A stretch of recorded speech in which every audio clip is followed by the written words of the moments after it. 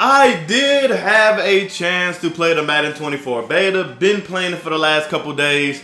And in this video, I'm going to give you the pros and the cons of the beta. And also, I do have 2 beta codes to give away. If this video gets 500 likes, I will give away a PS5 and Xbox beta code. Comment down your system in the comment section with beta code next by it. So the number one thing I'm going to get into is the rat catching. So the rat catching is a huge improvement from 23. Madden 23, when you rat catch it, they stop a little bit like they stuck in mud. But Madden 24, when you rat catch it, it feels like they get a little speed boost, kind of like in Madden 20 and Madden 21.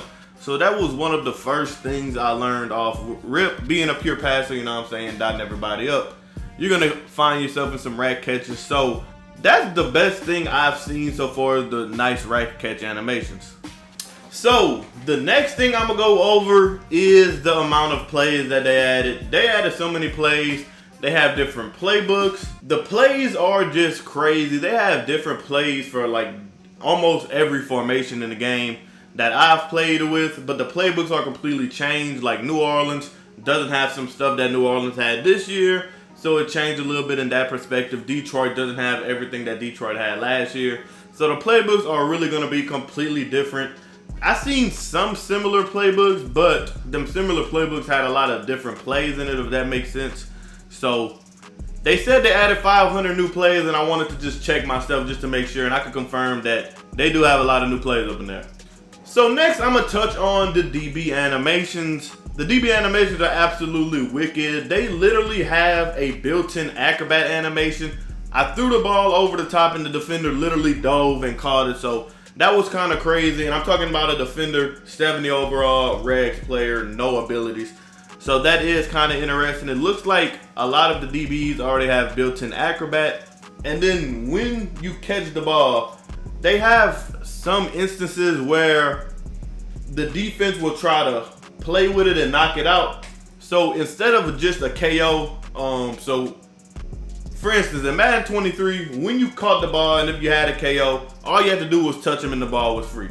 But in Madden 24, once they catch the ball, the defense kind of plays with your wrist. Like, it's kind of like real football. So they kind of play with your wrist, play with your hands, knock it out, push you a little bit, get you off balance. So it's way more realistic in that aspect.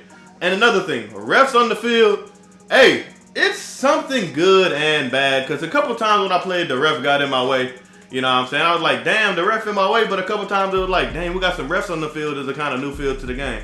So it is kind of up and down. The refs sometimes do get in the way, but I mean, that's realistic though. That's football. If you play ball, you know sometimes the refs can get in the way sometimes, but it don't happen a lot of the time. Next, we're going to go over some wide receiver catch animations that I've seen. Literally, they dive and catch the ball. So it's not like in Madden 23 where you don't really see any diving catches. You see a lot of high ball catches.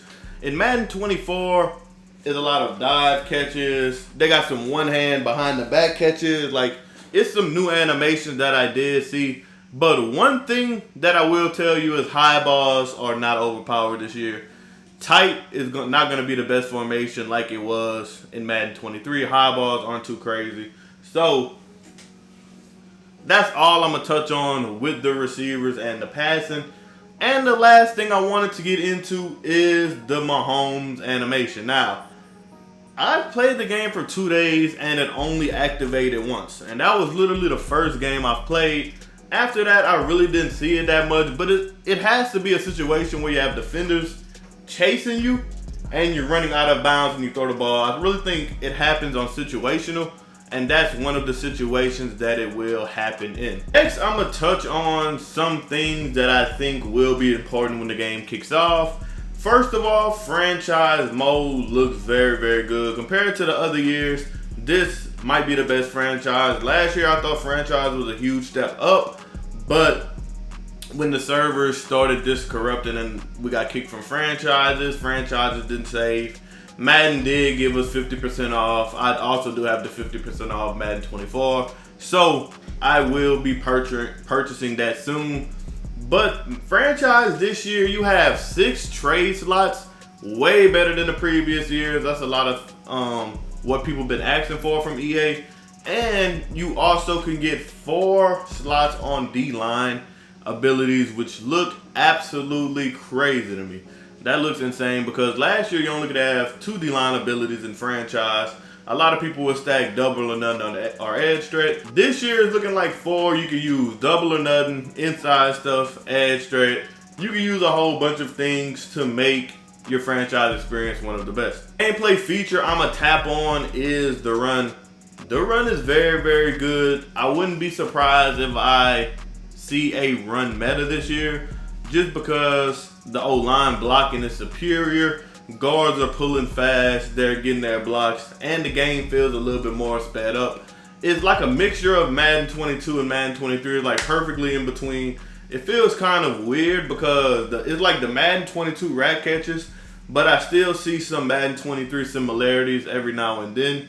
And I feel like it's going to be a Madden 23 offensive game. Defense still feels very, very good. Flats actually play hard flats.